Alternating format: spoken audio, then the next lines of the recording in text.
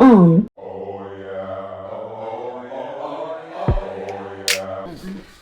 Sunday, yeah. My family is watching a movie. If you can hear them, I'm so sorry. But anyways, so usually like I do praise and worship at my church, but like I have recently been doing more and more leading, just like in little increments, more and more. And in my particular like area of ministry, whatever, it's easy to like complain and to be like, oh, like, you know, find fault in the things that you do or in someone does and just like complain. And God has really been speaking to me about not complaining and having gratitude and worrying about myself, worrying about what I'm doing, prioritizing what I'm doing, making sure that I'm doing everything I can do to the best of my ability and not worrying about, you know, what the person next to me are doing or blah, blah, blah, blah, blah. So to tie that into like what I'm talking about today, I recently decided like to ask my praise and worship leader if I could lead today, and she said yes. I mean, I've led before, but usually when my mom's key, I kind of just like tag along and, you know, she lets me lead or something like that. But yeah, today I led. It went rather well, I think. Like, hey, if you want to sing better, if you want to do more, if you want praise and worship to sound a certain way, then why don't you just step up and do that? You know what I mean? It's not enough to just sit back and observe and then have things to say about what people are doing. Just for example, like stepping up, being a youth leader, being the leader of any type of ministry can be very taxing and difficult. Yet sometimes people always have something to say about what somebody else is doing, and it's just time to really focus on what God has called us to do personally and to perfect those things that God's called us to do, instead of nitpicking at what other people are doing, instead of looking at what the person next to us is doing wrong, what somebody else is not doing. You know, you know what I'm saying. And God has really been teaching me to keep my mouth closed and not to always, you know, be so outspoken. I'm tired of church. Because I think actions speak a lot louder than words. And I could tell God I'm doing this, I plan to do this out, and telling God all my plans. At the end of the day, God is like, okay, we'll see. You know what I mean? Because at the end of the day, He knows everything that's gonna happen. He knows everything that's gonna go down. So it's like my aunt said, if you want to make God laugh, tell Him your plans. You know what I mean? Because at the end of the day, you should just be worried about today. You know what I mean? To a certain extent, there's just no telling about what tomorrow brings. And so for me, it's just been, what can I do in this moment, in this season, in this time? How can I, you know, grow in God, grow in the things He's called me to do, not just singing, but, you know, maybe in writing, or maybe in even, you know, speaking, and even just my day-to-day life, being a better witness, being a better example.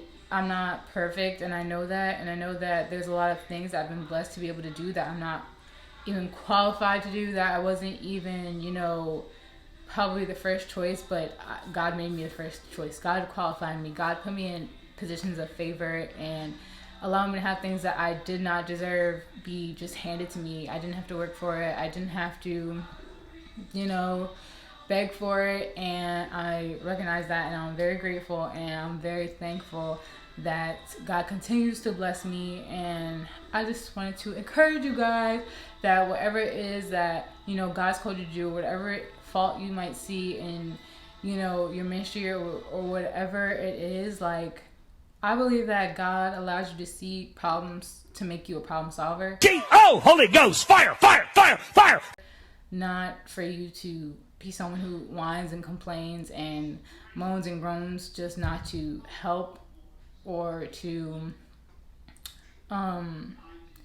put forth solutions. I'm learning it really doesn't do anything to complain as much as sometimes we feel justified in complaining and being outspoken, and also comparison ties into that, comparing ourselves. Like, even if you saw my last video where I was at Bible study, Janice literally I wasn't filming this part, but I was talking to her about comparison. Janice is the lady who leads the Bible study, and she was just like talking to me about how God doesn't want us comparing ourselves to other people, and being like, like, even the other way around, saying like, oh, this person is doing so much for God, like, am I reading my word, am I doing this, because you're comparing yourself to other people.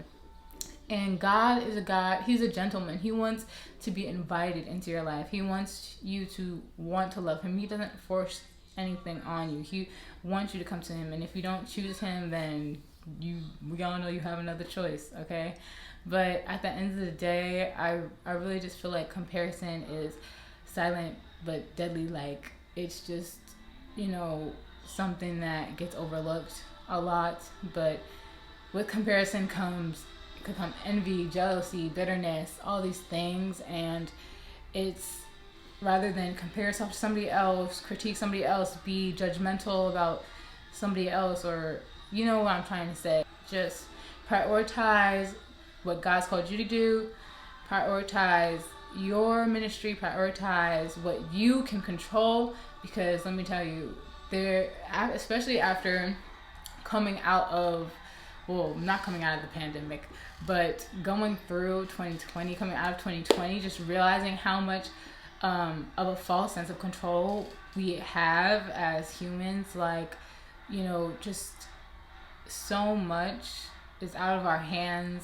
And it prompts me, as it should prompt all of us, to recognize what we can control, or at least to some extent, and to make the most of it, and to make sure that we don't have any there's really no excuse. We can't complain about everything that's out of our hands, and then look at the things that God has given us to watch over and to create and to build up. And if it's not to his liking or to his expectation, if we haven't done our jobs with the little things that he's given us, then how can we expect more? How can we expect a really, really big level? Like, I saw this video on TikTok the other day, and it was TD Jakes, and he was like, I think he said, if you care about the little things, then you can be great with the big things. It was something like that.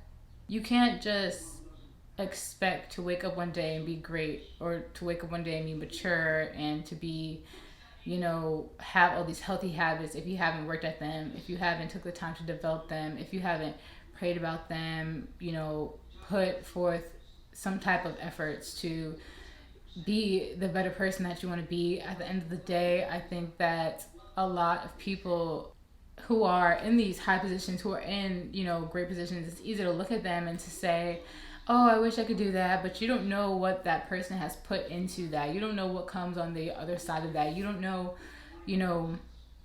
all the little tedious things that person had to do in order to get there, and I'm realizing now, and have a lot more respect for people who are in those positions, who are really successful, who are doing great things, who are doing big things, because it takes a lot.